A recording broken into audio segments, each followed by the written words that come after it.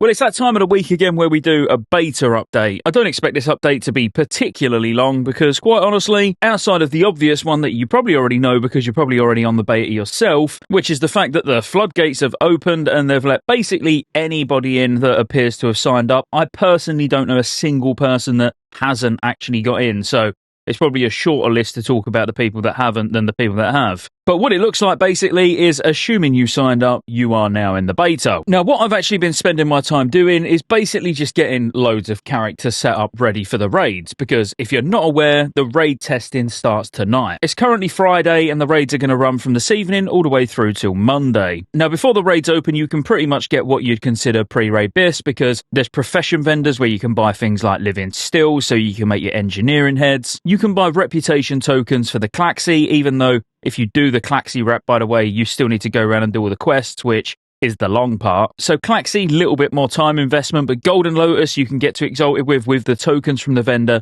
and then you can do a really short quest chain. That's actually quite easy to get your pre-raid bis there. And then you got the Heroic Dungeon vendor where you already start with full 463 gear equipped and some in your bag, but you can buy any that they didn't give you. But from this vendor as well, you can buy the 476 weapons that drop from the final bosses in the Heroics, and basically anything else that was missing. Now, in terms of what I've spent all night doing on the beta, that's one of them, getting 4 or 5 monks set up, but that's not actually what I spent the majority of the time doing. And we'll get into that in a second. Firstly, what's not actually working on the beta as of this week? Grimbatol has been fixed. I know we've spoke about it literally in every update, but the day has finally come. It now gives about 2k XP per kill, so don't worry about sitting in Grimbatol, it's not going to happen. Any way that you could get Justice points or Valor points has now been removed from the Fisherstone vendor, and also the Obsidian Fragment vendor as well, but the good news is, if you are trying to stock up on Commendations of Service, which was part of my risky prep, then they're actually still there and working. You can't buy any more, but they are on the character still. There's a couple of things that are still not available, that's Challenge Modes and Battlegrounds, but like I said, that week between Moggosh and Volts testing this week, and then in a week and a bit's time, I reckon challenge modes will be between then. Now, alongside the fact that they've opened the floodgates and added level 90 templates and doing raid testing this weekend, which I've got to admit I am really excited for,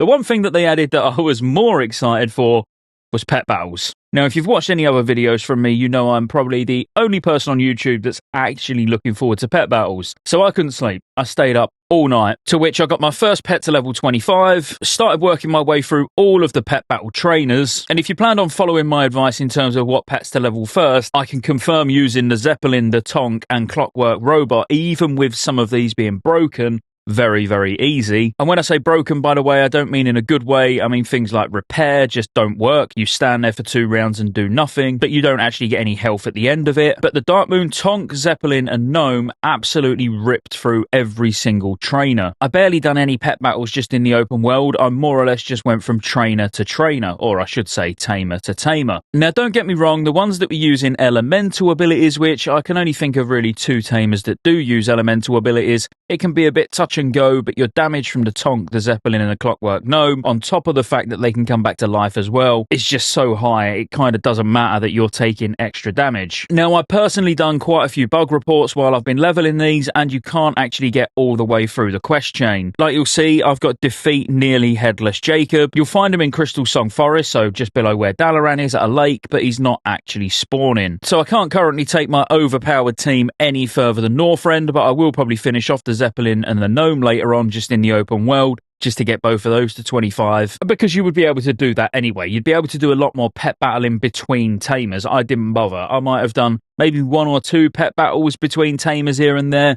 just to maybe even the levels out between the 3 pets. Just a little side note, after recording the video, I have actually got past this quest now, but once I beat the tamer, he then disappeared, so it could be a phasing issue of some description, but I went back and checked every couple of hours or so, and he did eventually turn up, so it's still not right, but keep checking, and he might be there for you. Now again, you might not be bothered with pet battles at all, but to give you some examples of things that are not working, sometimes the enemy just completely skips their turn for no reason whatsoever, so you've not stunned them or done anything like that, they'll literally just choose not to do an attack, which is really awkward, and it actually makes things more difficult. It sounds like it'll make it easier, but when you're trying to plan what you're going to do to counter the enemy, and then they do nothing, it's like, oh, I forgot how to play the game now. Like I've already mentioned, repair don't work, even Cocoon Strike don't work, and that doesn't matter whether you're using Cocoon Strike or the enemy's using Cocoon Strike, you never actually get the block that happens at the end of it. So what's meant to happen is it swoops down, does an attack, and then it will be cocooned, so it can't take damage for a round. That's not working at all. But honestly, outside of that, everything was pretty smooth sailing up until getting to Northrend and going to Crystal Song Forest and not being able to get any further.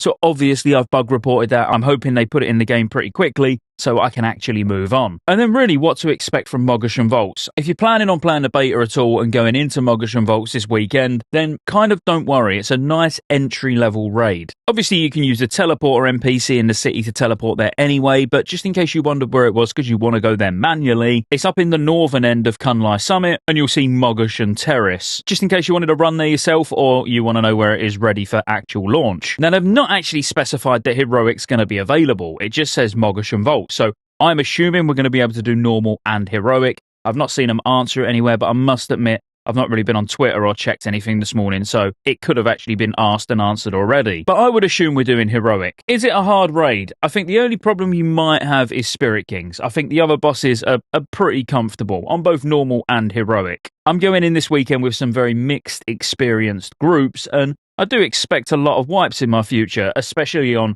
things like Spirit Kings, Will of the Emperor, even Stoneguard. Because when you first walk in Stoneguard, you would think the first boss is going to be the easiest, and I'm not saying it's hard by any stretch of the imagination, but there is quite a lot going on. You've got mines that you need to move out of, you've got purple fire that you need to move out of, you've got to paint the floor, you've got to stack for explosions and use raid cooldowns, or do the mechanics properly and taunt and only have one exploding at a time. But the raid can seem quite daunting from when you first walk in, but don't panic. I'm sure there's going to be weak auras and DBM works, or it should work because it works on private servers. So you'll have plenty of aid there anyway. But quite honestly, that's the beta update. I'm sorry that there's not more, but that's pretty much it. I'll give you a breakdown of the raid testing probably on Saturday or Sunday. Let me get a few clears under my belt first, and I'll tell you what I think. But until then, there'll be no videos because I will be streaming pretty much constantly today, tomorrow and Sunday, just raiding as much as physically possible. So again, if you want to come over and say hello, please do. If you want to join the channel as a member, join the channel as a member. That'd be great. That just shows extra support.